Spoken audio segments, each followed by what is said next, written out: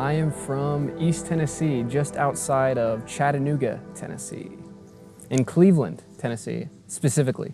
Not Cleveland, Ohio, the little Cleveland. And what was it like growing up there?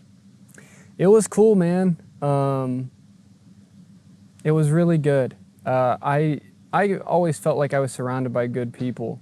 I feel like I had a very fortunate childhood.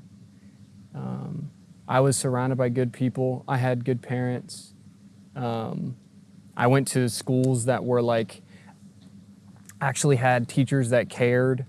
So yeah, I mean, and I had a lot of friends pretty much my entire time here. So I don't know, I feel like in many ways I was like well-adjusted or whatever you want to call it. And so what kind of kid would you describe yourself as in high school? In high school, I definitely like to talk a lot. I like to get involved in spirited discussions for sure.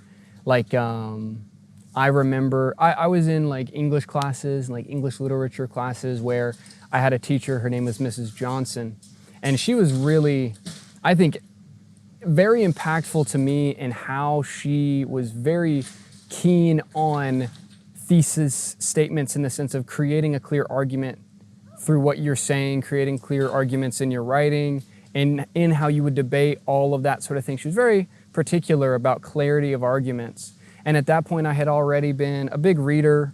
I read a lot of books as a kid and that sort of thing. And so overall, I think she really contributed to that kind of clarity. I had done a lot of reading and I had like written novels, you know, like handwritten novels as a kid, that sort of stuff, nothing really serious.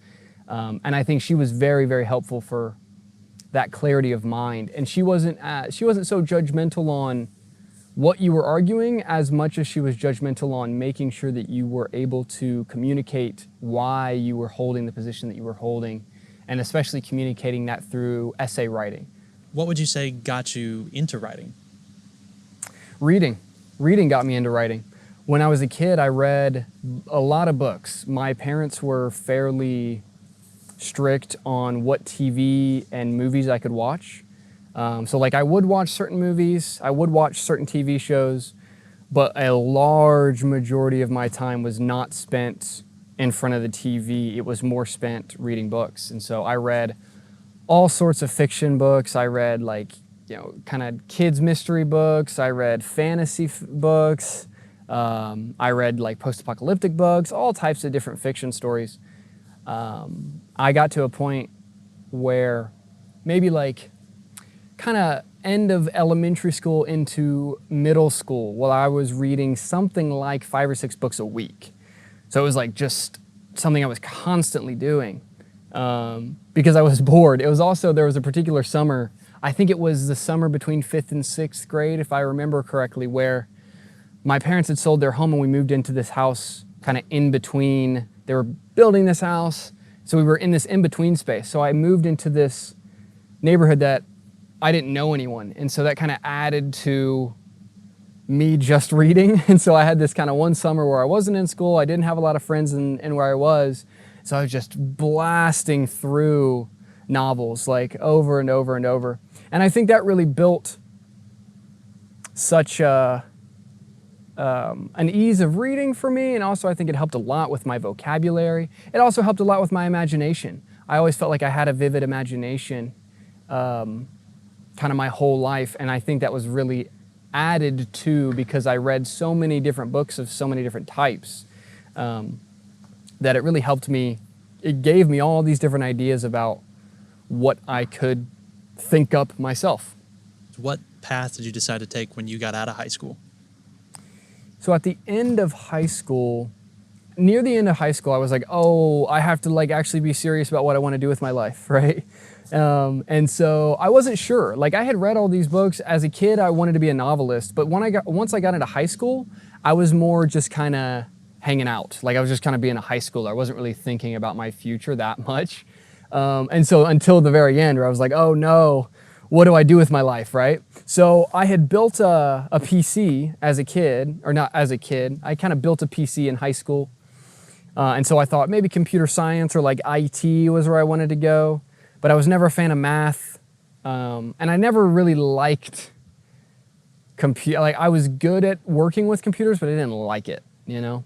And then I was like, oh, maybe I'll do graphic design. And I toured a college or two for that. And then I was like, eh. And then ultimately I kind of settled down onto, well, I love books, I love reading, I love movies and this kind of thing. And also, I think this is important to note that in middle school, I was exposed to YouTube. Kind of 7th, 8th grade of middle school, I was exposed to YouTube. I remember watching this YouTuber named CNanners play this weird new game called Minecraft. And I thought that he was funny and that this game was super fun. And that really started my YouTube addiction. And so I kind of had all these books I had read, and I kind of shifted into being a YouTube kid in a lot of ways around middle school and into high school. I was watching all these YouTube videos from all these different YouTubers and stuff. You know, and that was so interesting because I don't know how many hours of like somebody playing Call of Duty and talking about their philosophy on life I have consumed. Like, it's got to be an unbelievable amount of hours of just like some guy playing Modern Warfare 3 talking about his view on life, or like his view on raising children, or like all these different things. And so I really consumed so much of that. And so then at the end of high school, I was like, okay, I'm going to do film. Really, because I kind of took it from a logical view of, well, I want to do stories. Stories is super interesting to me, but people don't really read books, right? Like, people are on the internet, or people are watching movies or watching TV shows. And so I was like, well, if I want to tell stories that could be culturally impactful at a large level, it just makes sense to do audio-visual storytelling of some kind, right? And so I was like, okay, well, I'll do film school and I'll go in that direction. And then at that point, my parents told me that they would help me out paying for school if I went somewhere that was Christian. If I did not, they would not pay. And so I was like, okay. So I ended up going to Liberty University and I studied film there. Can you tell me a little bit about your experience at Liberty University? Liberty was crazy. I mean, it was awesome. I really, really enjoyed it. I met so many cool people. And I had a great experience. It was also really interesting because I graduated high school in 2015, so I come into college that fall of 2015, and this is like in the midst of the presidential election of 2016, right? So this is the Trump-Hillary kind of whole thing happening, just kind of hugely gripping the whole nation. And Trump came to the school while I was there, which was wild. I went and I saw him speak while I was there. He also had a close connection with the leader of the school, which is Falwell Jr. Jerry Falwell Jr. is his name. His father was a big televangelist. And so because of that, it was really interesting because the school was kind of this interesting zone of politics, where like national politics were actually involved in kind of like regular events and things that were happening around campus, which was really interesting because of that, there was a lot of really interesting political debates and people on campus that had a wide variety of different political viewpoints, which was great because I engaged with a lot of people from very different viewpoints on their views on politics, their views on religion, their views on philosophy. And so for me, I felt that my time at Liberty was such a mentally stimulating experience because there were so many interesting students there. And I had so many conversations with people that have now gone in all sorts of different directions. And, you know, some of them are still interested in politics, some of them still interested in like theology and different things. And so, yeah, it was a really, really cool experience. Did you grow up particularly religious? Yes, my family grew up, my family is all Christian. I grew up in a very Christian ecosystem. So I went to a Christian school every piece of my formal education has been at a Christian institution of some kind.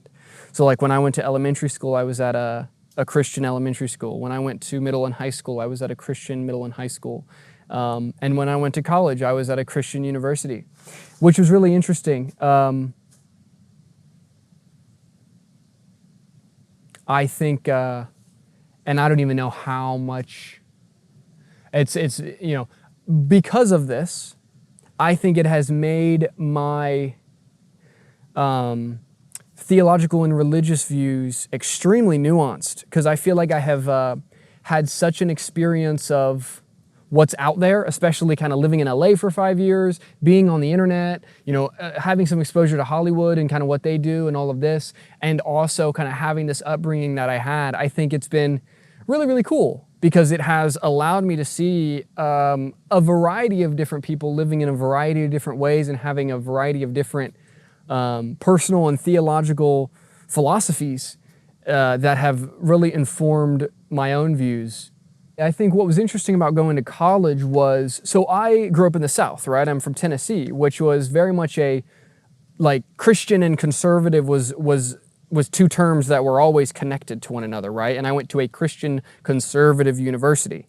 And so from that perspective, it was kind of like, okay, theology and politics were always connected in that sense. And so there was this sense of okay, I have had, and I would even say in certain ways I am still in a sense of kind of deconstructing and rebuilding and looking at these sorts of things from different lenses, because I got to college and I didn't feel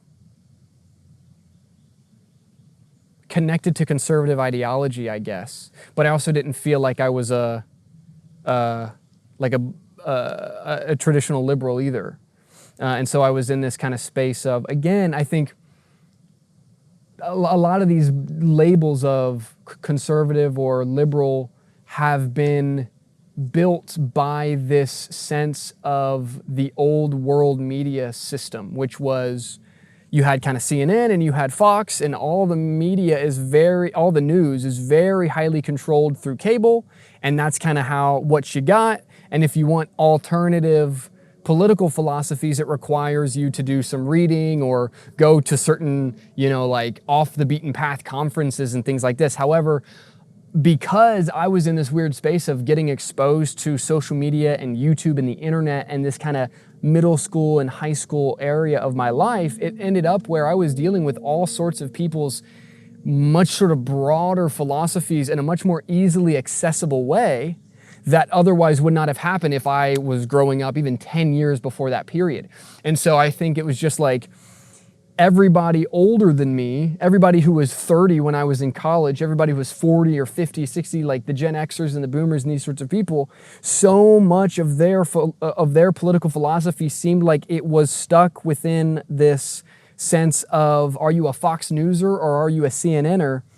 And because of that, I think that there was a lot of political and philosophical homelessness in that sense, right? Where there was a lot of people even at Liberty that were like me, where they, they felt that they were Christian, but then they also felt like there was a lot of nuance to what that meant and a lot of nuance to how that applied directly to a national perspective on what should be done, from a political position.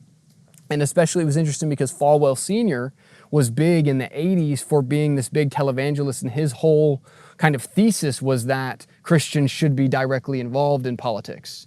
And so he was part of this big movement of moving Christian conservatism into the political sphere, which is part of the reason that then trickled into his son kind of being involved with Trump and all of this. And so kind of this question of what is politics and what is religion, or what is politics and what is your relationship with God, right? And how are you deciding what is what, and how are you following God versus and how does that apply with maybe the most evil sort of realm, which is politics and this kind of thing. I really like how you talked about having a more nuanced view when it comes to your religion, your beliefs. And I really like that because I think it also trickles down into what you've talked about a lot on your channel about writing in terms of characters and their beliefs and their nuanced beliefs. Yeah. You really talk about philosophical conflict a lot, and that it shouldn't be just good guy versus bad guy, right? It should be more nuanced than that. Well, it's even understanding it you could even it's not even just saying it can't be good guy, bad guy. It's understanding the perspective of both in a strong way, right? Because you can have a viewpoint in a story or even in real life that is objectively bad or not the right way. But then you must be able to understand why that person is in that position. Why are they, from their eyes, from their view on everything, how have they kind of landed in that worldview? And an inability to empathize with why people are in this other worldview is, creates it so that, one, you have less empathy, but then two, you also write worse stories. But the biggest, the thing that people struggle with the most in a deep story is giving real serious credibility to a viewpoint that they do not themselves believe in, because it is so hard. It is so egoically attacking for you to have to say, okay, what if I fully step into if I step into the yang of my yin, right? If you're thinking about the world from this kind of yin-yang perspective, I do believe in this sense of duality, in the sense of there is always good with bad. There's always one side of the coin and the other. There is always heads and tails. And your inability to understand tails kind of keeps you, it highly limits your ability to understand the world at large, right? Because if you look at the trees around us now, we see half of them. We see the heads of them, but their roots go as deep as their trunks go up. And understanding that, right? Understanding that there is the beneath the unseen of a tree and then what is seen, it's the same thing with human beings. And it's the same thing with arguments and viewpoints, right? Where there's always this kind of other view. Do you think there's a way that people can practice empathy, either if they're writers or not? Is there a way to practice seeing the other side more so that you can understand it more, and then if you're a writer, put it more truthfully into your stories? 100%. Well, the easiest thing is listening. People don't listen. People wait for their turn to speak, right?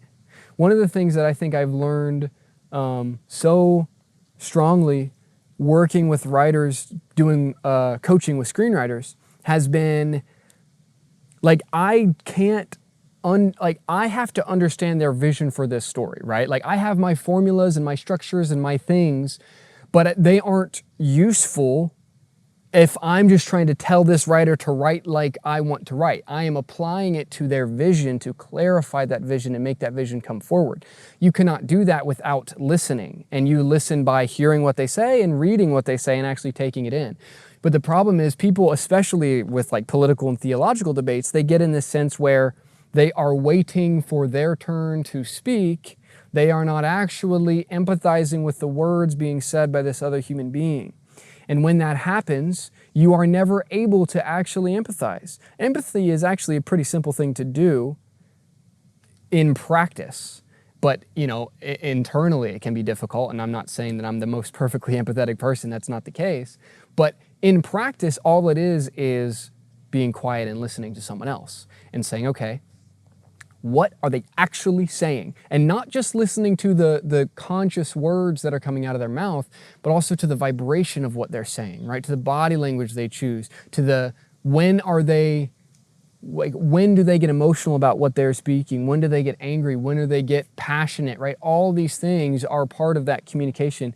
And the more that you can see all of that and really hear it, the more you're able to see where they're coming from. And a lot of times you can be in a state where, one of the things I found, if you're really listening, you can almost have a moment where you're like, oh, wow. You kind of click into their viewpoint for a moment and kind of see oh, this is really what they're saying. And that actually makes a lot of sense. And I understand why, from their perspective, they would have that argument. And now, oh shoot, now you're actually doing it, right? You're actually making that progress. But people interrupt. People want to go, right? The second that they feel that there's something that's really pushing against their ideology or their viewpoint. What does the term good writing mean to you? Clear writing. Can you talk a little bit about that?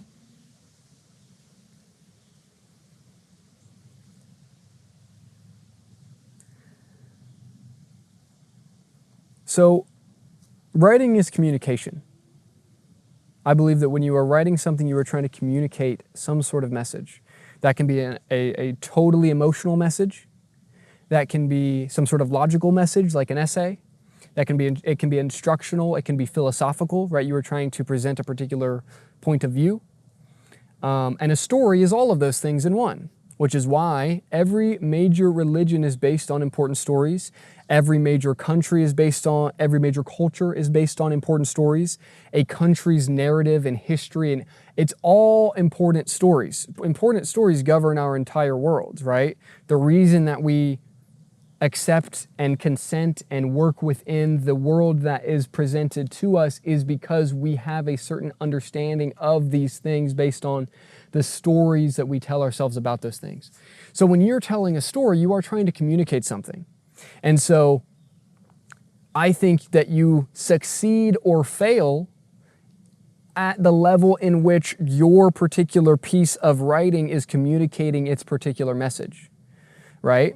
Now, that does not mean that you have to write in such a obvious sort of way where you say everything super obviously, but what it does mean is that even poetry is communicating a particular message, and like even something that has multi-layered meaning to it, it is presenting multi-layered meaning. And so when you're trying to communicate, if someone doesn't understand what you're trying to say at all, you are failing to communicate, right? And so I would say that is objectively bad writing if you are not communicating something at all. And so then you just have different elements of, okay, well then from there, what sort of writing are we doing? What I say, a story, which I would also call a dramatic narrative, I say specifically a dramatic narrative, is a story in which characters are making important decisions that have particular larger connotations about what those characters believe, or, you know, sharing a particular way of life and these kinds of things, which is what we see in all our major religious stories, all the mythological stories. All these stories are doing that. They are telling dramatic narratives in some way. And so a dramatic narrative can be emotional as well as logical and philosophical. And ideally, it is all three at once. A story is physical, emotional, and philosophical in a trinity in that sense, right? You are doing all three at the same time. So you're using physical symbols to talk about philosophical ideas in a web of characters that are emotionally linked. So you're bringing all these elements together. And so when I'm working with writers, or when people bring me their work to check it and these sorts of things, I'm first looking for what is it that they're trying to say, whether I can kind of see that in the story already, or whether they kind of express to me, this is why I'm telling this story, and I was inspired by this, and blah, blah, blah. And I start to get a mental image of what they're trying to say. And now I'm starting to help clarify that story based on what sort of theme, right? Unifying message is all theme is. What sort of unifying message are we going for? And then how can that message be emotional? How can it be philosophical? And then how are we embedding that in physical symbols in that story that actually bring that story to life?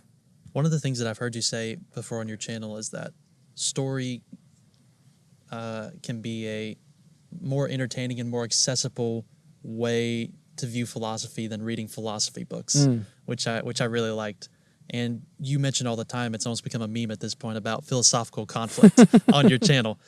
Can you tell me a little bit about what philosophical conflict is and why you believe it's the bedrock of story? Yeah. Well, all philosophical conflict really means is, how is this physical and emotional conflict meaningful? Right? That's all it really means. And it can be meaningful in different ways. It doesn't have to solely be two world philosophies battling one another, but many times it is that. But ultimately, what I am happy, I'm very happy that of all the potential memes that could have come from my work, the philosophical conflict is the one that came forward, because all that means is, how is this story meaningful?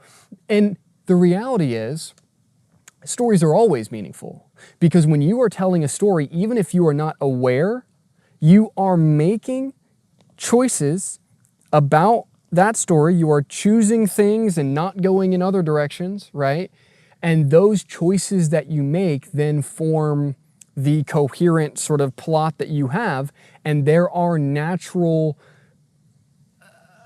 there are natural choices, natural decisions that have meaning to them, whether or not the particular writer is aware of those sorts of choices. And so I think what part of what has been my skill set, and part of the reason that writers have come to me to get help on their story, is that I'm able to look at a draft. You know, many writers have come to me with a first draft of a screenplay, and they say, hey, you know, I have this draft, it's working okay, but like I don't really feel the meaning in it, and I know you talk a lot about that, like what do you think? And when I read it, there are certain elements that come forward very clearly as meaningful. And so a lot of times when I have a first conversation with a writer after reading their screenplay, I'm saying things like, hey, I read your screenplay and these were some of the interesting choices that felt meaningful in your story, and I gleaned sort of this meaning from those. Is that in accordance with what you wanted to do, or is that not so much? And many times writers have said, oh yes, like this is kind of what I'm trying to say. And then we say, okay, you know, it's kind of like, again, it's like, it's jumping from philosophy to mechanical, back and forth, because I can say, okay, well, in the beginning of your story here, your character kind of sets up in this particular moral dilemma and they make this choice, but then for the next 2 acts, they don't ever return to that choice.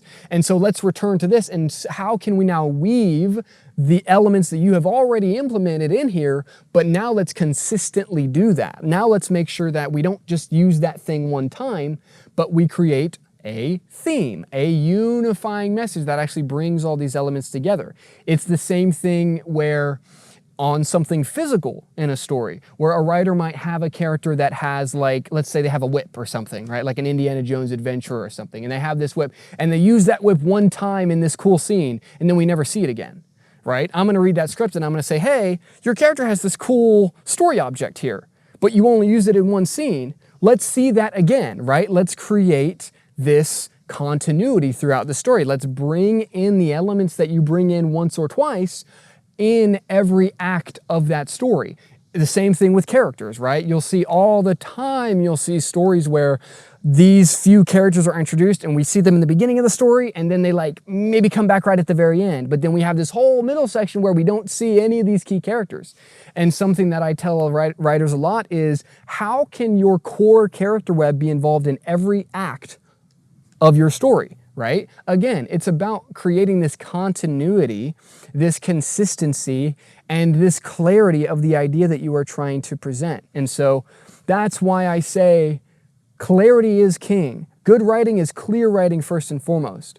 And then you can say, okay, well then how do you know that you have sort of told a story in its fullness?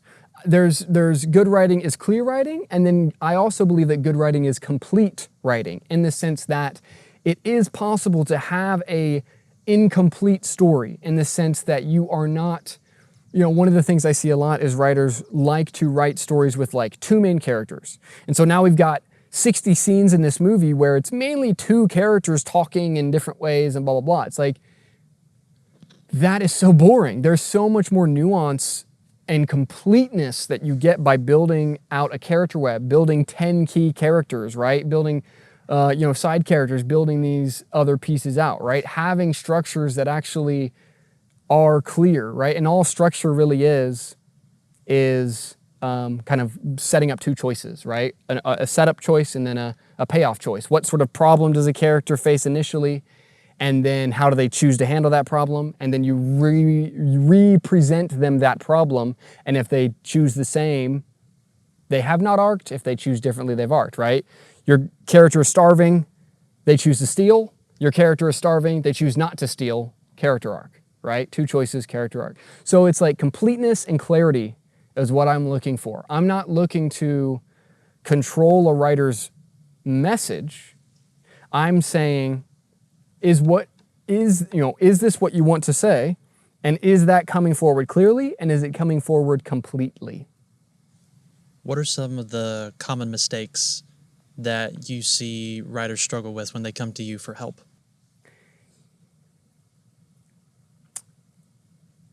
A lot of mistakes are, a lot of it is just lack of clarity in different areas, right? So it's like, most of the time when you have a first draft, let's say, And it's the first time you've actually put this story out on the page. You want it to be perfect, but it never is, because story writing requires a lot of rewriting and editing to actually clarify that idea. It's the same like if you were editing a video, right? You might do an initial pass on that, but then there's more to do. And then you might actually cut that section out and bring this other piece in from your old footage, and you continue to form this overall project that you're making, right? A screenplay is the same thing. And so a lot of times it's not that writers have like horrible, unfixable mistakes.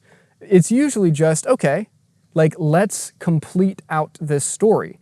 And a lot of time too, it's that the biggest thing is that it's hard to see outside of yourself, you know, and that happens like no matter how proficient you are in a craft, especially with writing, because it's so reflective and because stories are so autobiographical in their nature, in the sense that you are making all of those decisions, it can be difficult to see outside yourself. And to say, okay, like, what exactly am I saying? Does this character really need to be here? Do I need this? I've learned all these things about structure, but am I actually presenting them fully in this story? Are the decisions that characters are making in the scenes, are they actually coming forward? And so you always do need that outside feedback on a certain extent. Like, I need outside feedback, right? Just because I've learned and I can help others, it doesn't mean that I write stories without any help, or that, you know, notes become not helpful to me. It's still the same process. And so a lot of times writers are coming in and I'm saying, okay, what's your vision here? And sometimes they just don't know, or like they have a sense of, I love this concept, I love kind of some of these plot elements, but they don't necessarily know, like, from a fully cohesive standpoint, what they're trying to do. And so we get that clearer. And then it's, okay, let's clarify these characters. You have these characters, but they feel flat, or they feel 50% there, or they feel like a first draft, right? You threw them in and they're kind of working, but they don't really fully feel fleshed. And so how do we actually do that from an objective sense? How do we bring those characters into their fullness? And then how do we look at your structure and sort of make it work? How do we make sure your scenes are actually clearly debating the dilemma at hand, all these different things. So it ultimately just comes down to this process of understanding their vision and helping them clarify it, and then saying, like, okay, we can have these conversations about what it means to clarify your vision in these sort of heady, abstract concepts, but now let's get back into the draft and what practically needs to be changed now. And sometimes I have writers that come to me and I say, hey, this isn't working at all, right? You need, like, and that's okay, you know, but we're gonna go back to page 1 and you're gonna do like a full rewrite of this using the ideas and concepts, but in a more clarified way. And then sometimes for writers that are more advanced, usually that have done a significant amount of writing already, I can say, oh, okay, you're on the way here, you're on the way here, you're on the way here, but this aren't working, and this is where we need to touch up this draft, this is where we need to change these pages, and so on and so forth. When did you live in Los Angeles, and what was it like during your time there? Sure. So I went there for the first time in 2018. I was a script reader for 1 summer. So I was an intern, I was not being paid, and my job was essentially to read screenplays and occasionally get coffee for people and that kind of thing. And I did that for a summer, that was a very cool experience, because finally, you know, honestly, out of all the time I spent about 5 years there, the time I felt most kind of in the industry was that 1 summer, because I was reading screenplays and there were, you know, producers actually making the movies around me, and like there were some high level people that came into the offices. It was like, whoa, this is like a huge name, and they're like having a meeting in this place that I'm reading a script. That's crazy. And so that was cool. It was like, whoa, I'm kind of in the mix here. Then I left. I had a semester of college to finish up at that point. I had left the film school at that point, and I had gotten an interdisciplinary degree. So I was essentially finishing up a degree that was 3 minors, which was film, media writing, and business. And I was kind of finishing up that way. And so I kind of came back, but after that summer, I realized, like, oh, wow, so near the end of my time at that internship, I was one of the assistants to one of the executive assistants to one of the heads of the companies was quitting for another job in New York. And I was looking through, they had assigned me to kind of like do like first flipping through resumes to kind of filter out like, okay, who was serious kind of people versus who maybe wasn't so serious. And I'm looking at these resumes and I'm seeing these people, like so many of them with like 5+ years of executive assistant experience, you know, graduating from Ivy League schools, had worked in New York and LA, some of them London and Paris and like all these places. And I'm sitting here being like, oh my gosh. And I didn't even want her job. Like I didn't want that job. It seemed like it was, you know, it's 10-hour days, Monday through Friday, and it was chaos and hectic and blah, blah, blah. And there's no writing getting done, right? And so I was like, I don't even want that job. And so I came back, you know, after that internship, and I was like, man, the jobs in Hollywood, first off, there's like crazy competition for, and two, I don't even want those jobs. Like, they're not even fun. They're awful. And so I came back and I was like, I've got to figure out how to make money in a way that I can kind of do my own thing and also follow my passion. And at that point, I already had my YouTube channel and it was sitting at about 17,000 subs at the time. But at that point, my first thought was not, oh, I should just go and monetize my YouTube channel in some way, because I had a lot of like, I guess, imposter syndrome, like, oh, I need to do all these things before I can even say my opinion on the internet, right? I got to prove myself in all these different ways before I speak. So I like started these other different little online businesses and stuff, and I started like 3 of them, and they all kind of, I had some success and they all kind of failed in different ways, but I was just like staying on this. And eventually I was kind of like, okay, well, I feel like it has to be through my YouTube channel in some way. Like, this kind of feels like my engine. It's the only thing that feels like it's touching, you know, something that I have control over, and also something that is my passion. And so I was like, okay, so I guess this is what I'm going to do. And so at that point, I started kind of the first like fundamentals of screenwriting series that really kind of lifted my channel up, because at that point I had written, I don't know, something like maybe 3 screenplays, and I'd actually submitted a screenplay to that production company that I was working for.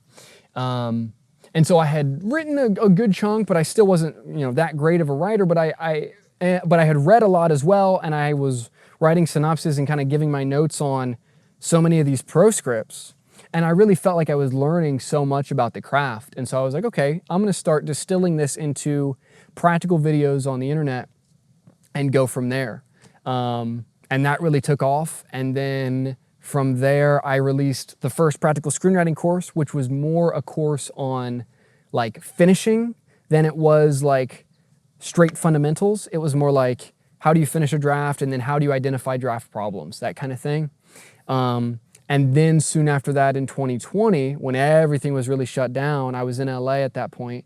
I was in LA from 2019 to the beginning of this year, 2024.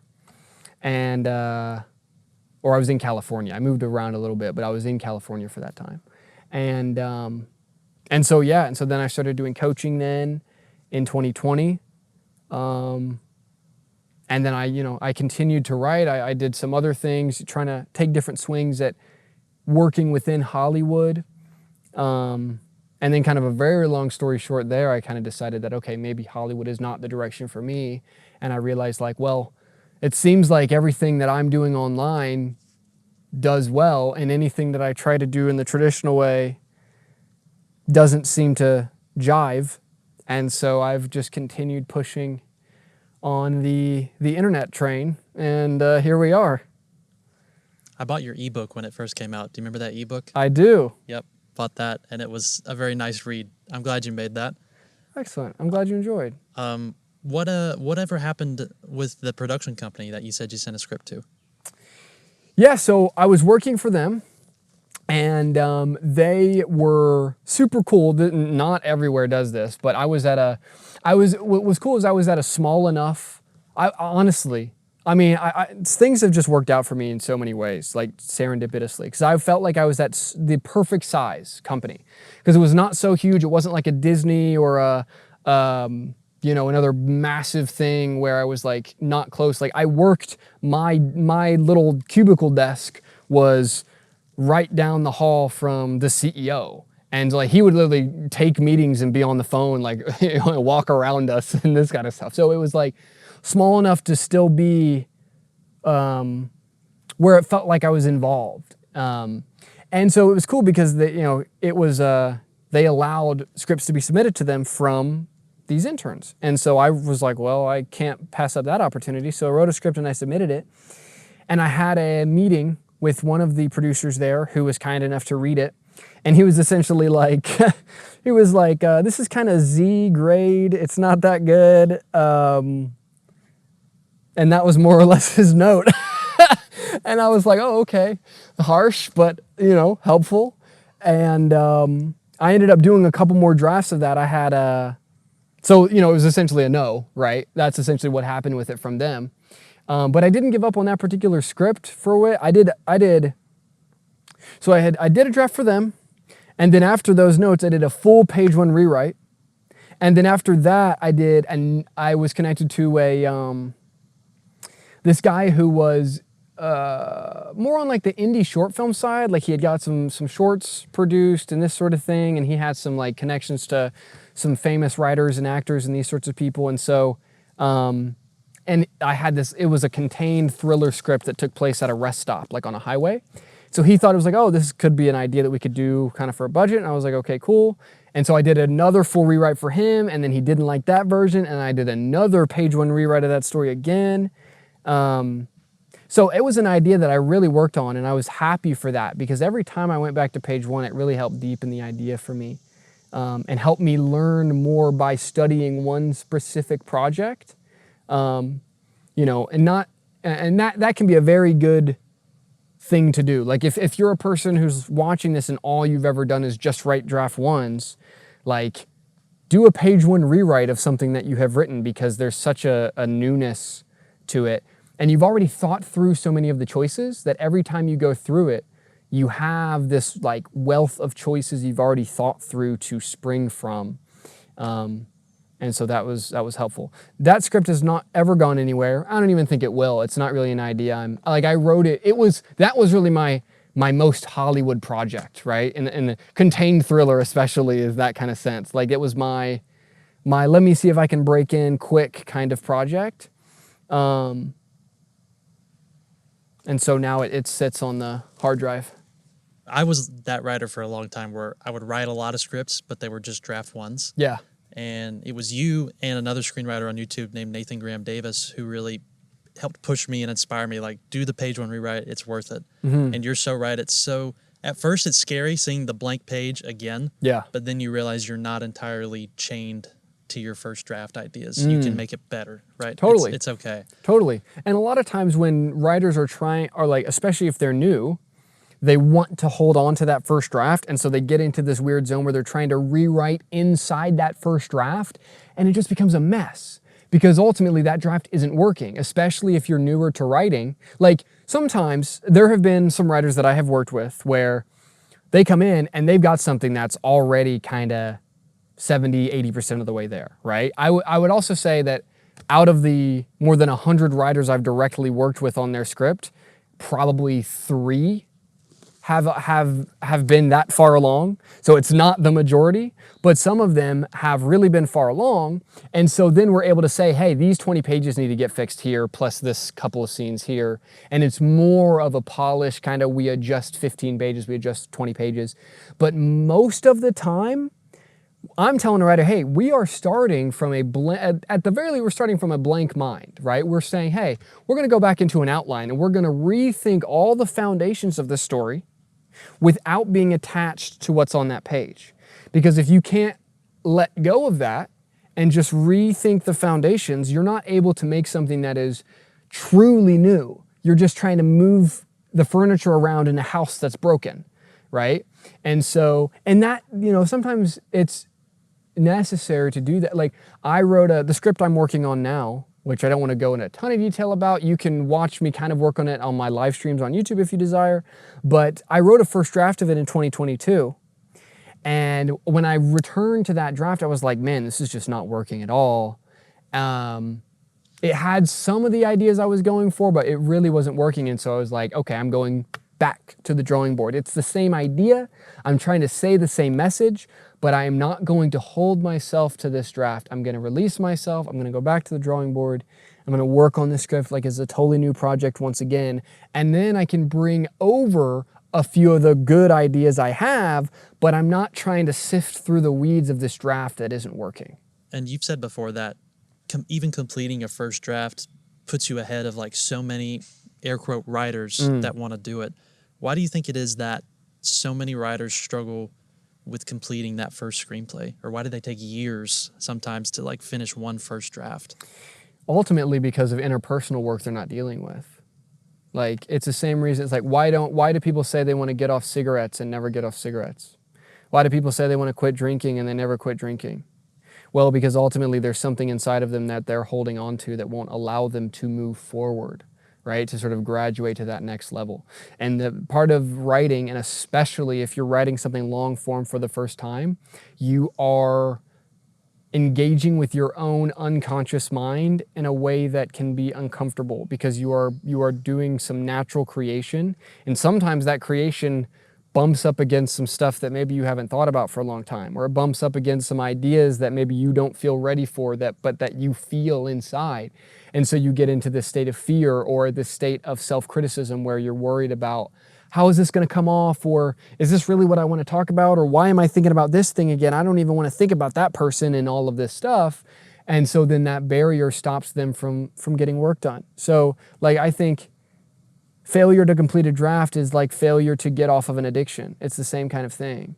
Or it's just like failure to go to the gym regularly or these things. And I'm not judging those who fail at those things, because I mean, my goodness, I have had my struggles of consistency and still do. But it is that, like, ultimately, you know, without sugarcoating it, it's like you have the physical capacity to write pages and make it 100 pages long. So there's no physical, like, you know, it's not like lifting 1,000 pounds where you might not physically be able to do it and blah, blah, blah, blah. Like, no, you have the physical capacity to write, but you don't. Why? Well, because ultimately there's something in you that is stopping you, right? You are getting in your own way in some capacity. And so if you reflect on that and say, okay, well, what is getting in my way? Now you're really starting to find what you need to level up consciously. And then that conscious leveling up helps you then create more of the desired life that you want. And that sounds a little guru-y, and I'm not rich or, you know, massively influential or any of these things. But I think that's kind of good, at least right now, because I'm saying this from a guy who's just a guy. But ultimately, that is the process, right? Leveling up happens by culling addictions and being consistent on the things that you want to do. And the way that you do that in the physical world is by making shifts and changes in sort of your inner reality. And until you make those changes in your inner reality, you will feel frozen in the particular place that you're in. Do you think a lot of new writers are too focused on the business aspect of screenwriting, getting it in front of a producer, getting it sold, chasing the trends to like make a trendy script like you were talking about, like contained thrillers and things like that? Totally. Yeah. Here's what I would say too. Like, this is probably going to step on some people's toes. But on the business side, why are you like, I know people, you know, COVID has changed things, blah, blah, blah. But if you're trying to be a Hollywood guy, why are you not in LA? Like, actually. So if you're not going, then you need to kind of think about, okay, then why are you writing, right? Like okay, and then are you writing for Hollywood? Okay, then why are you not in any way engaged with them? But if you're not writing for Hollywood, then who are you writing for? I hope that you're writing for you first and foremost, because that's the first person you have to write for always. Hollywood has given people this narrative of like, exactly what I try to do. Hey, if you write this sort of project for Hollywood, like a contained thriller or this or that, then maybe you can get it read and maybe it can go somewhere and blah, blah, blah. And like, there are a handful of projects that have done that, but those are less and less every day. or I would say less and less each year. And especially right now, I would say Hollywood is probably in one of its biggest silent downswings ever. I think there's so many things going wrong for Hollywood right now. Streaming hasn't worked out for them in the way that they want to. The business model is all destroyed because nobody watches DVDs anymore. The internet has taken all the eyeballs to YouTube and TikTok and Facebook and Twitter and Instagram and all of these things.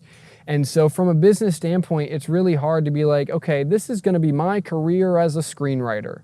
It's like if you come to me and you only ask questions about career in screenwriting, I don't know, dude, because I've never sold a screenplay. However, I can tell you that writing a story that is important to you is one of the most important self-reflective things that you can do. It is a form of self-therapy. It is a form of bringing out the ideas that your mind dwells on and being able to look at them in the physical world. And that's very important to do because your mental reality creates your physical reality. What your mind dwells on, therefore, also will manifest in your real world. And if you are dwelling on, if your mind is incoherent, and you look at your writing and go, oh, my writing is so incoherent and complex and confusing. Well, brother, then I will tell you your mind is the same. Right? And that is the process that you learn to, once you see that and go, oh, wow, my mind is all over the place. Good.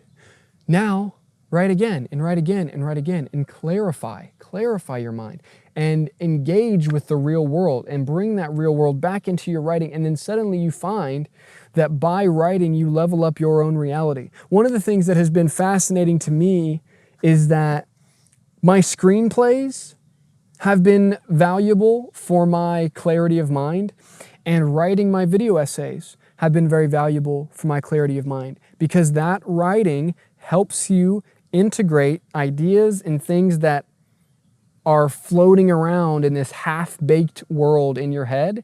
It forces them out into reality and you get to see just how clear they are. Because some people love to say, oh, I can see the whole story in my mind. BS. You can't.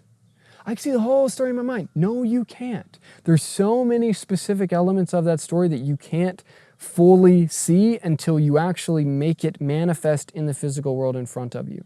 And so if somebody asks me about the career advice, I will say, hey man, maybe you are a videographer, or maybe you make YouTube videos, or maybe you do things or maybe you write, maybe you ghost write in certain ways.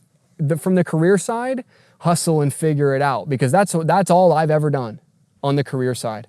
All I've ever done is hustled and figured it out. I have never gotten a screenplay deal. I have never, kind of buddied up to some producer that opened all these doors for me, right? None of that kind of stuff happened for me.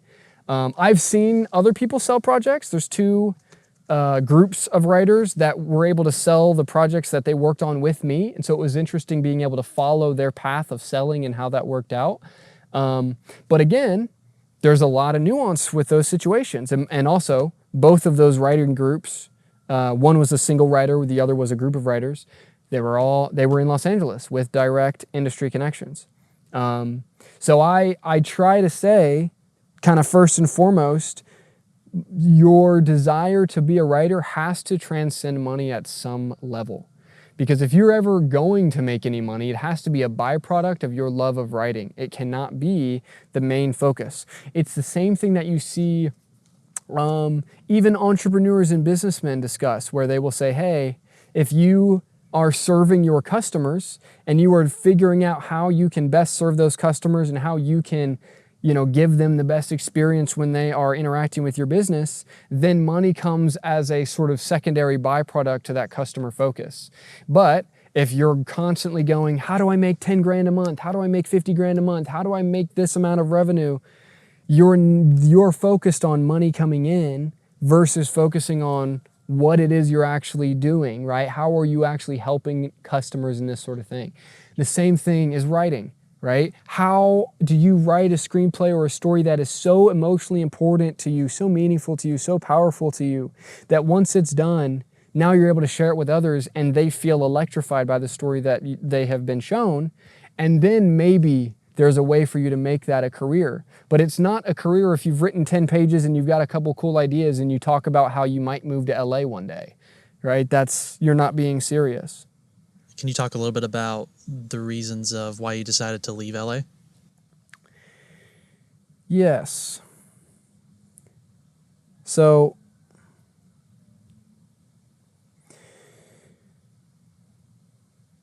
from a business standpoint first, I think Hollywood is a behemoth that is slowly, in slow motion, falling to its knees. Maybe I would say from 2008 to 2020, Hollywood was a behemoth. In 2008, Hollywood fell on its knees. And I think from 2008 to 2020, it has kind of been teetering over like this. And now we're in this world where all of the youthful creative talent has decided to go to the internet. Many of the Hollywood doors and ways that people would get in have become so chock full of bureaucracy and middlemen and gatekeepers that it is hard for people of any real ambition to take risks and make moves that actually change things. And then I also had so I had a few situations where I was trying to kind of get a script sold. And then I had a particular venture that was ultimately, when I say venture, it was kind of a core group of guys, some of them in the finance world, some of them in the writing world, that were brought together. And the idea was to do what I have been seeing for a long time, which is how do we actually mesh the world of the internet and all these cool people that I've met through my YouTube channel and this sort of stuff with kind of traditional Hollywood, a sort of traditional industry. And so I kind of took a swing at multiple angles to see how could I actually have these worlds touch. And so that was trying to write screenplays and get them sold directly. One project of those screenplays actually got over the finish line. But then it was just, we were really out of that. Like, especially I was not really in that process. It was, but it got over the finish line.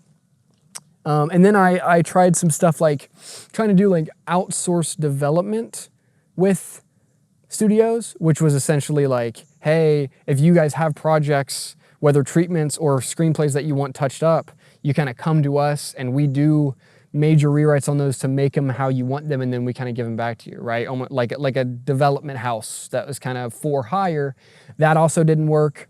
And then there was just some other a lot of internal issues with kind of that team structure and kind of communication and who was in charge. And there was a lot of things that didn't work there. And so that all sort of crumbled. And through that, I also learned more and more.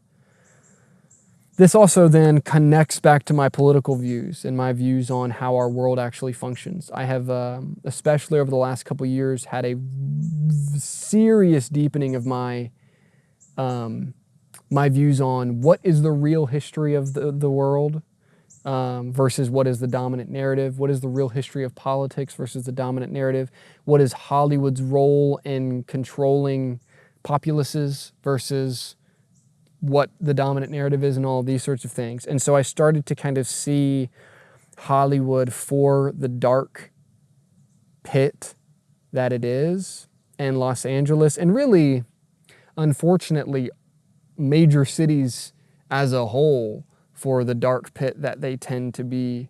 And I was kind of like, had my eyes open to that more and more, and I started realizing like, I don't want to be here anymore.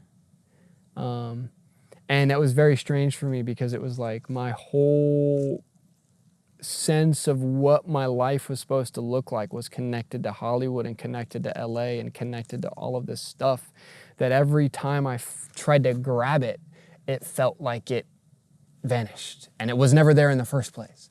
And this sort of feeling. And so then I was like, well, I've been out here for 5 years, yet every major connection I've had has been through my YouTube channel.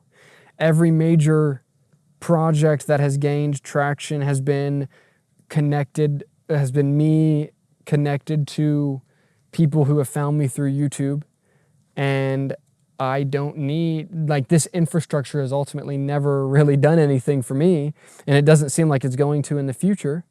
And I like Tennessee. and I like the southeast of the U.S. I like the feeling of the people here, and I need to just kind of breathe for a bit, and I want to do some writing on this important script for me, and then we're going to see what happens. And that is the phase that we are now currently in.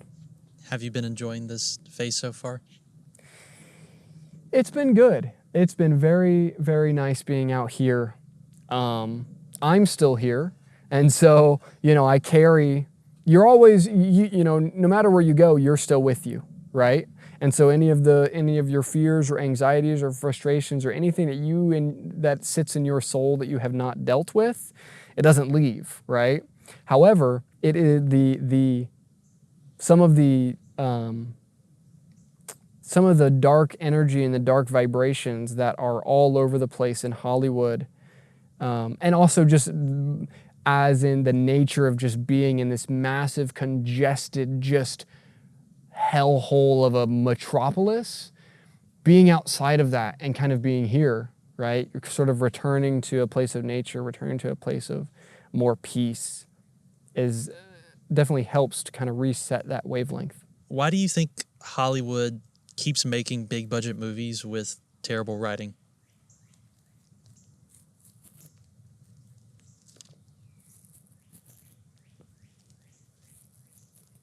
I don't think they're trying to write poorly. I think what happened really, like the writing in Hollywood used to be excellent, like super strong, right? Where every single year you would have a real group of movies that had genuinely powerful writing. You would have TV shows that had genuinely powerful writing and all of this.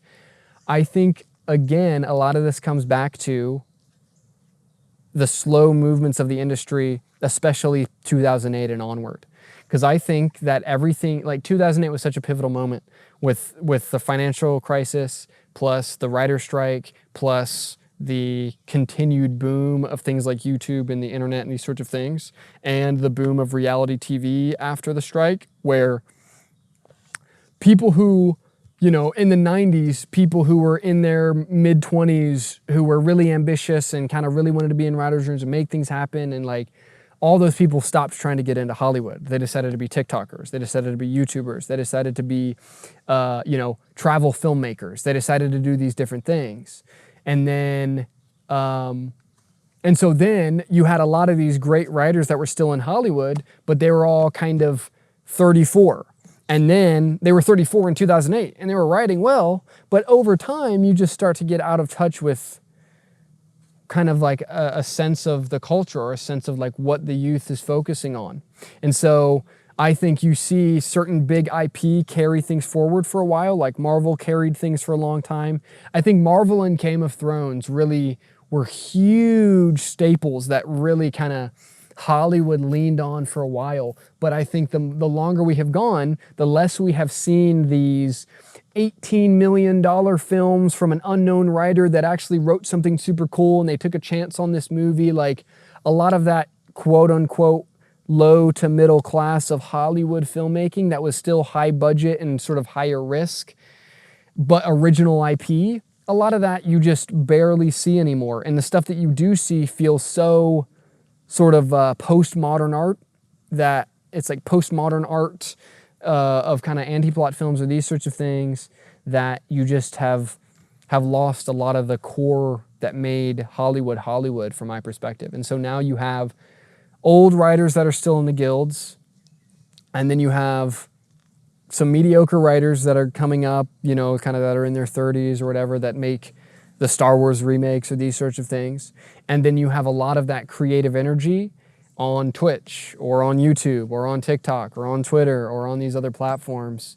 And so I think that that plus the shift into streaming in COVID, I think was a bad move long term, because then now you have a $30 million movie or a $30 million Netflix original TV show that now is competing with somebody's YouTube documentary, right? And so now you've got this massively expensive project that is now competing with something that somebody did for $500 in their bedroom. and it's getting the same amount of eyeballs, if not more. And so now it's like, what do you do with that? Like the whole structure, I think, is broken because of the internet. And because of the internet, but it's multifaceted. It's the internet, it's the guild system, it's the financial crisis of 08 and the financial crisis of 2022, 2023, sort of after all the fake money explosion of COVID all pulled back. Well, now you have another guild strike and you have a continued shutting down of the industry and these sorts of things. And so the future feels strange for Hollywood, but it's not clear for the internet either, right? Like it's not clear, oh, well now we'll just make expensive movies this way. It's like, where do we go? And that's why I try not to be like, you know, anybody who is out there now being like, here's the top 5 steps to selling your screenplay.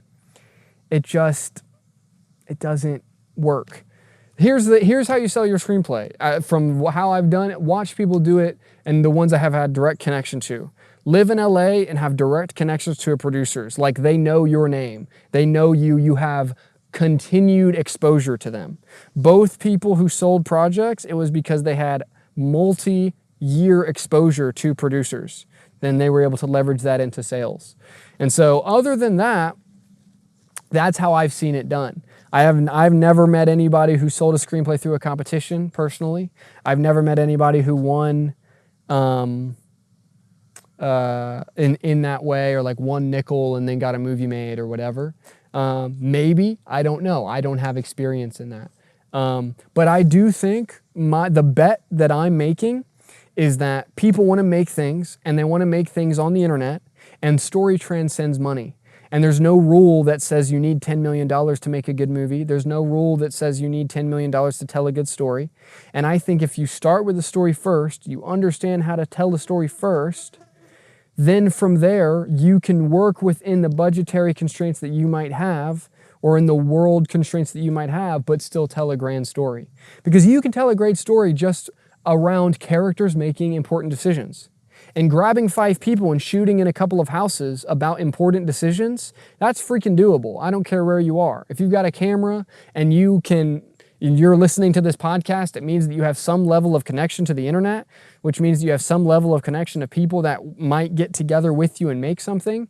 And so it's about how do you, like, making important story choices, telling a story about some sort of important dilemma is for free. You can do that for free. Then you can think about, okay, after I wrote the script, now what would it really take for me to actually do this? Does it take $100 or $5,000? Does it take $5,000 or $500,000, right? You can work on those elements once you have the story. And so what is your opinion then on like the filmmaking writer gurus that you do see on the internet, which some people even think maybe you are too, like people who give advice about things? What do you think writing gurus, filmmaking gurus have something to say, or do you think they're usually just trying to sell somebody a course and make profit? Well, I mean, I think it's both. I mean, I would say that at some level, I'm definitely a writing guru, right? Like people come to me to help fix their stories. I think that, you know, whatever you want to call it, writing coach, right, is maybe a nicer word, or a less, a less Buddha in the forest kind of word. But on, you know, I am selling things, right? And I'll tell people that, right? If you're listening to me, I have stuff to sell. Now, I have gone in different ways as to how ferociously am I marketing at a given time. And I also believe that it is very good, like a great position your business can be in is if you're making things that are so good that people are naturally looking for what you sell, right? Like that's super ideal. You know, like if people binge 15 of my videos and then go look for my website, that's the ideal scenario, because now I'm not having to hard sell them and say, hey, buy this, it's 50% off, da, da, da, da. You know, I've done that. I've done all the marketing techniques, and I've made the VSLs, and I've done it all. And I've listened to the online business gurus like Hormozy and Russell Brunson and these kinds of people. I've been in that world. So, you know, I would say, like, it's not evil to make money, and it's not evil to market yourself. But Also, the value of something like YouTube is that, you know, people have also kind of criticized me for like, oh, where are your credentials, right? If you haven't sold something to Hollywood, how the heck can you have anything to say about writing or whatever, right? How can you criticize? How can you do these sorts of things? And I'm like, yeah, I understand that perspective. And what I always say is, look, if you have been helped by the things that I have put out for free on YouTube that you can watch at your own volition, then there may be something in my paid stuff that is helpful to you. If you have not been helped by my YouTube channel, or if you think it's worthless or whatever, then we're probably not on a similar wavelength, and there's no real reason for you to go check out things that cost money, you know, that for me. And so, yeah, that's kind of how I see it. I don't think people should be fearful of selling things, but you should be fearful of trying to scam someone. Here's what I would say, right? Ultimately, you're the person who has to lay down every night and live with yourself, right? You have to live with you.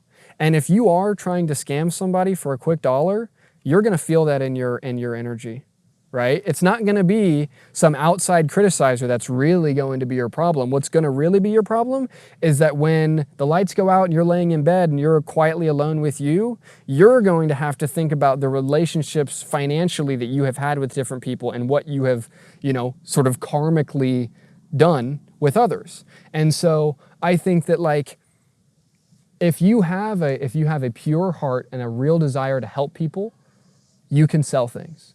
But make sure that you keep that the focus. Make sure that you really, you know, just like I was talking about earlier, if you are focused on actually helping, you're focused on actually serving other people, money can flow to you. But if you are focused on, okay, I've got to make some money, so now I'm going to sort of set this up and kind of, you know, set up this kind of thing and tell people I'm this when I'm not, like, that is how that's how you get into trouble. And I have done things like this, right? Especially when I was kind of trying to make this top development angle and connect to the industry and certain things. I have definitely veered into this realm of really selling hard and trying to really pull people in a direction that I believed in, but that was not as fully, perfectly fleshed out as I would have liked. And so, you know, that can happen. But yeah, I don't believe selling is evil, but scamming people definitely is. And you ultimately, at the end of the day, have to know what's what. Because I have had people in my personal life, when I first started, especially when I first started selling people, I had friends of mine calling me a scammer. You know, like people I lived with, people I was close with, people I had long-term friendships with. And many of those people some of those people shifted their opinion and were like, okay, I kind of see what you're doing more. But some of those people never changed their mind on that, and kind of we just drifted and went separate ways. And I think some of that energy is good, because it's good to have that check to say, like, hey, like, is there validity there, right? Am I the thing that they are accusing me of? Am I scamming? Am I doing this? And then ultimately saying, like, for me at least, I was like, no, I'm not scamming people. I'm helping people. And this is what I'm supposed to be doing, but I do need to make sure that I am continuing to help people and I'm not just looking for quick cash. But then I would also say, you know, for me at least, I am not the best with money and I am not the best businessman in the world. And so, like, if I was in this, at this point, if I was in this just to make a ton of cash, I'm in the wrong business. But I'm passionate about this, dude. I think this is cool. I think filmmaking is cool. I think writing is cool. I think all this, I think storytelling is awesome. I'm not going to be doing anything else. If you see me freaking working at Wendy's, it's because, you know, I couldn't make money work, but I'm still going to be doing this kind of storytelling stuff. Like, this is what I do now. And so what form does that take? I don't know. It's taken different forms already so far. And and now I'm in a small town figuring it out. And so I think I'm trying to be malleable. I'm trying to go with the flow, but also keep the vision clear, right? Kind of the dichotomy of those two things at the same time. Like, I see what I want to do. I see this vision that's out there. And it feels like it's so far away sometimes. But I see the movie I want to make. I see the universe that I want to create. I see all of this stuff. But I don't see how we get from here to there. But I think, and again, I think this is where God does come in. Because God is real and God is present, and we do not live in a world of chaos. We live in a created universe. And I believe that wholeheartedly. And so ultimately, I think now that I have separated myself from LA, I also must remember that some of LA has been in me, right? And it's about like, what are the addictions and negative influences and negative habits that I have cultivated, and how do I remove those from my system, and how do I surrender to God and allow God to remove these negative influences from me in a way that is sustained? Because ultimately that's part of the reason I'm out here in the woods, is because I'm trying to clear out from these other influences that have held me in different ways and have sort of brought my energy in certain directions that I ultimately don't want it to go. And so now it's kind of, getting to this point of I don't know how I get from here to the ultimate vision, but I know it requires me to release these other, sort of parasitic energies and things from me so that I can, with diligence, go towards that ultimate vision. Do you think this path of being a writer, a filmmaker, a creative, do you think it goes against or makes it harder for people to also have like long-term like romantic relationships with people? Because that's one of the stories like with Whiplash and like La La Land, which you've mentioned before on your channel, that a lot of people really relate to, that conflict of like, being great at something versus like the sacrifice that comes with it. What are your sort of thoughts on that?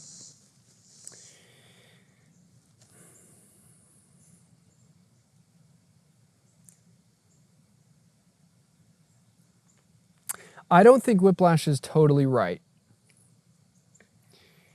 If you asked me 5 years ago, I might have said Whiplash is dead on.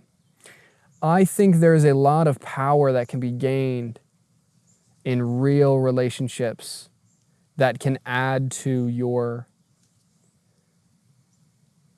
propulsion. But also part of it is like the Whiplash viewpoint is a viewpoint of selfishness. In the sense of Andrew Neiman in that film is focused on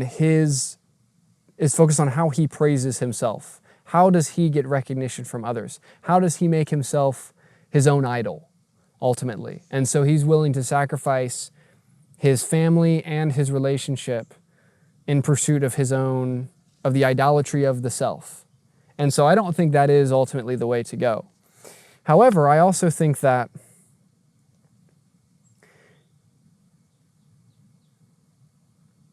we as a society in America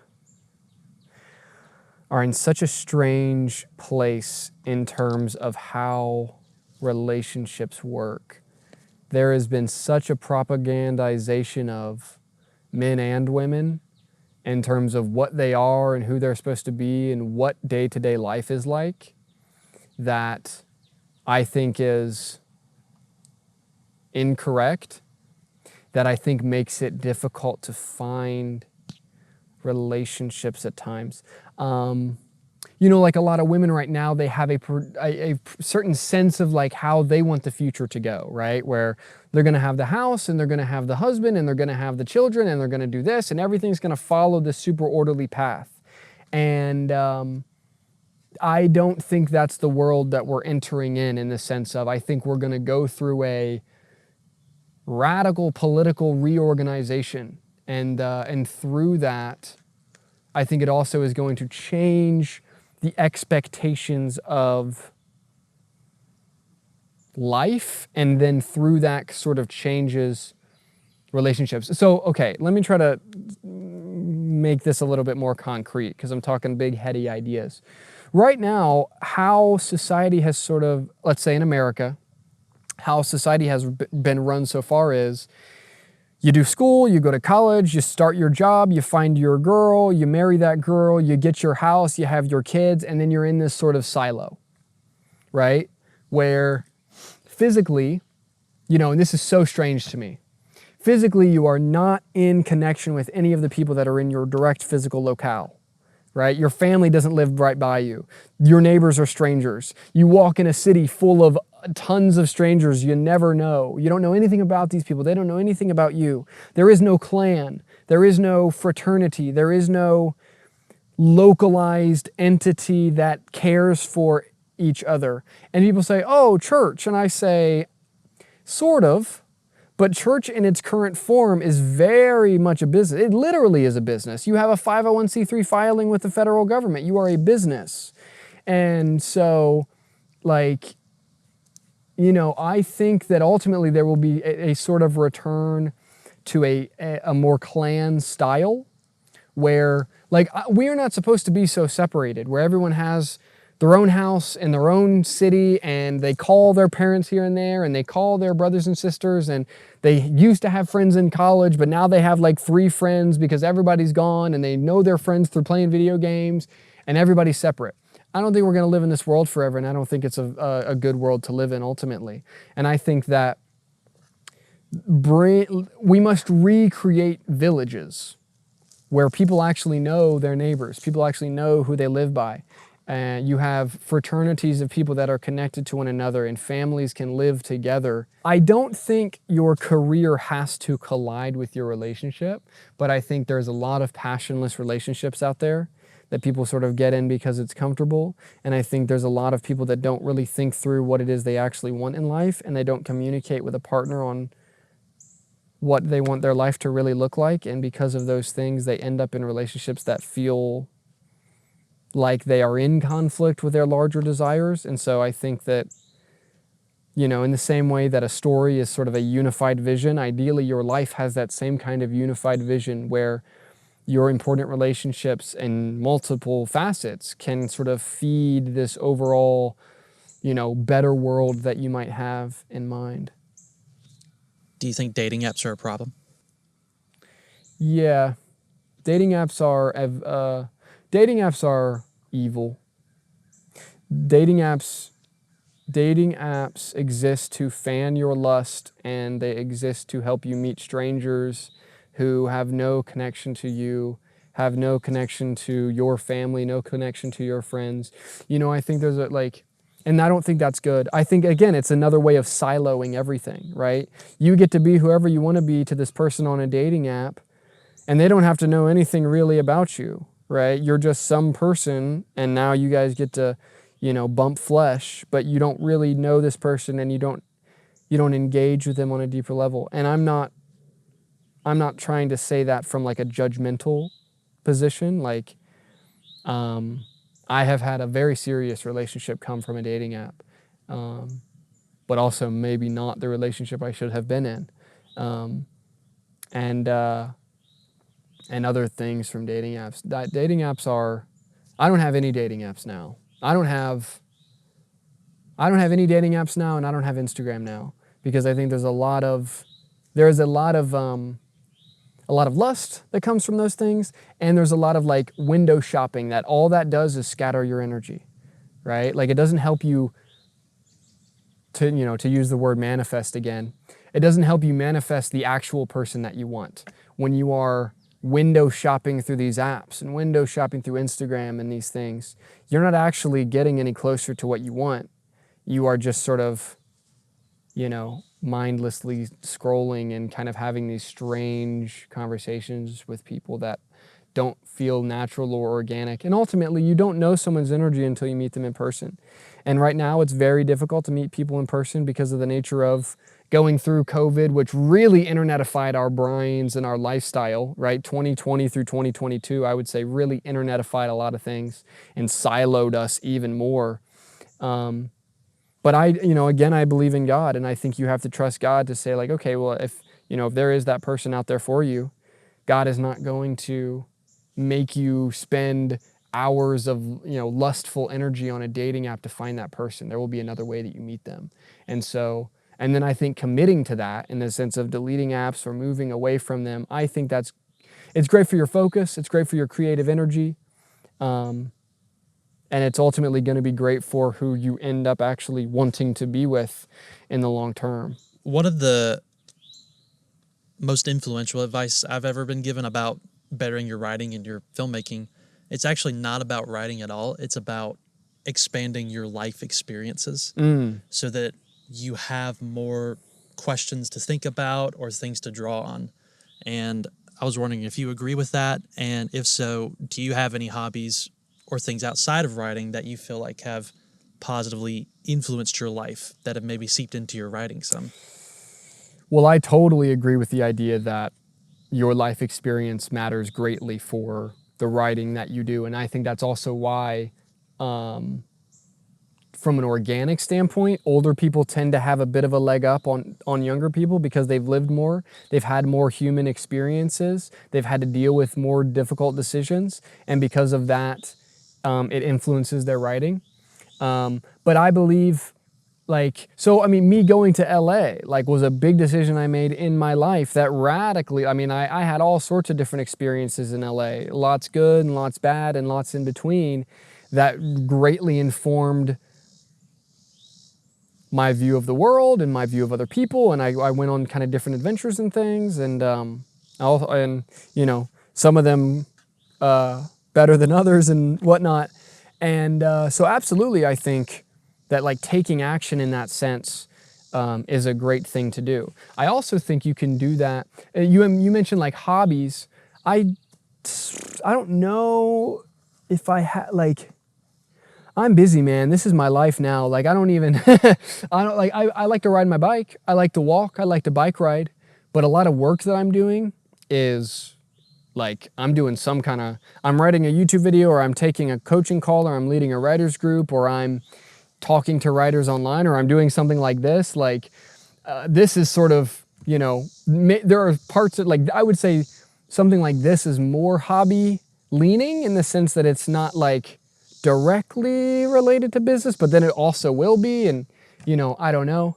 But I absolutely think that, yes, going out there and kind of having experiences and seeking out experiences and going on your own adventures absolutely helps your writing.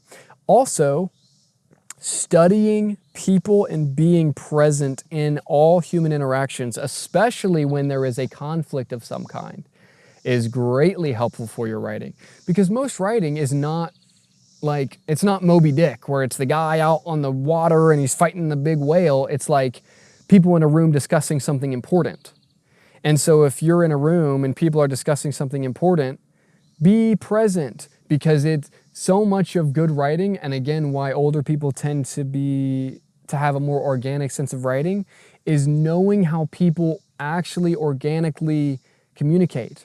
How do they communicate through their words, but then how do they communicate through their tone, through the energy of their body, through their body language, right? Through all of that sort of unspoken stuff that matters for how they communicate. And that's really the crux of story, whether you go on some big Christopher Columbus adventure or whether you never leave your hometown. People have all sorts of wacky adventures by never leaving their hometown, but it's about how do you actually make the people in that story full characters? How do they move their bodies? How do they cross their arms in a way? How do they speak in a certain way, right? All of that stuff informs your writing. And so I think the worst thing you can do is only be in your house all of the time. If you're somebody that's you kind of are a hermit, that can, your mind is a creative well, and there's a lot of stuff that can be gleaned there, but get outside, doing interesting things, and getting into trouble too, right? I think part of one of the things in writing is people talk about writing yourself into a corner, which means writing characters into a position where you're not sure how they actually get out. Sometimes you have to do that in real life, right? You kind of you run yourself into a corner in the sense of you're pursuing something or you're going in a direction, and then suddenly, boom, you hit this massive brick wall and you don't know what to do next. But then what do you do next, right? That is, then having that happen in your real life and then being able to transfer that essence into your story can be super helpful. So if you have had those moments, ponder them, reflect on them, and write about them, because that's a great well that you can use to tell stories. Do you, Tyler, have any regrets in your life?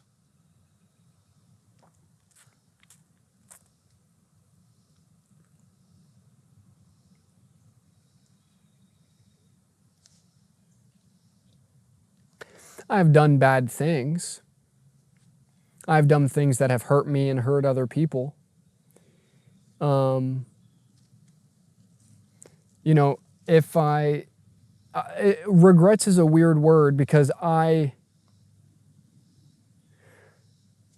try not to live so heavily in the past where I'm always like, oh, I regret this, it made my life horrible and blah, blah, blah, blah, blah.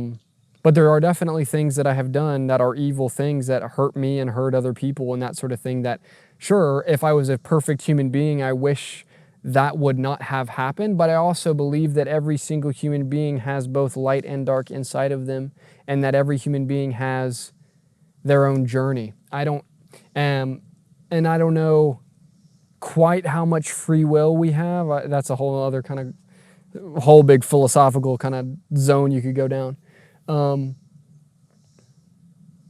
You know, I wish I did not hurt the people I have hurt. I would say that. To the people that I have hurt, I wish I did not do those things. And I hope that they are able to heal from those things. And I hope that I'm able to heal from the ways that I have hurt myself. But I don't know. I like me. I like my life.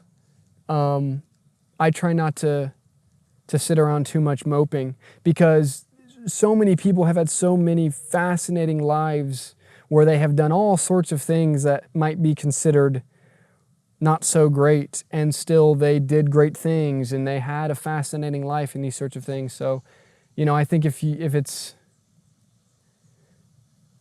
I don't know. I would say no. I don't think I have regrets. I don't think I have regrets. I think in the sense of I don't carry, or I do my best not to carry, guilt and shame about things that I have done in the past. I try as much as I can see my own self to see those things and try to release some of that shame and guilt and try to work through it.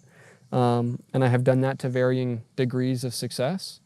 But I don't look at a particular point in my life and say, wow, this was so horribly and disgustingly evil that I can never forgive myself. I don't think in that way. What would you say is the most important lesson that you've learned in your life? Huh. I don't know, man.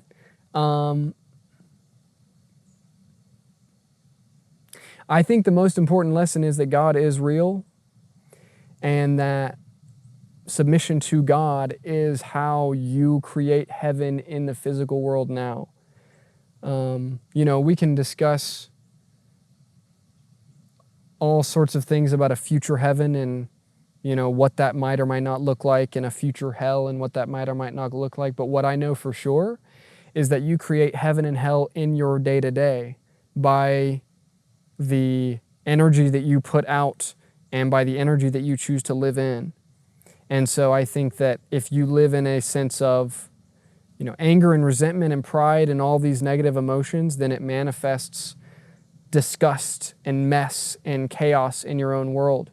And if you seek to surrender to God and you seek to cleanse your energy and you seek to uplift that energy and you seek to keep your mind on things that are good and things that matter, and you seek to self-edit the habits that weigh you down, then your life gets better. And I think that's the most important lesson I have learned is, like, you really are going up or you are going down, right? You are continuing in habits that keep you on, like, the treadmill of kind of making progress and kind of not, or you release yourself from those things and you're able to naturally ascend. And I'm not saying at all that I have been perfect in those things. And there's there's kind of a feeling where it feels easy to do the right thing. And then there's also this kind of oscillation where it gets real difficult to do the right thing. And can you persevere when it feels like, oh, I just want to release all this and I got to engage in this habit and blah, blah, blah. And resisting that becomes the real game. That would be what I'd say is like the most important lesson so far. Tyler Mowery, what are you currently working on right now, and where can people find you if they want to watch some of your stuff? So youtube.com/Tyler Mowery, TYLERMOWERY. If you look up screenwriting on YouTube, you'll probably find me anyways. I would start there, start with my YouTube channel. I also have a website, practicalscreenwriting.com. I have a Discord, all that sort of stuff. But start with the YouTube channel. I'm working on YouTube videos, and I'm working on a new screenplay right now.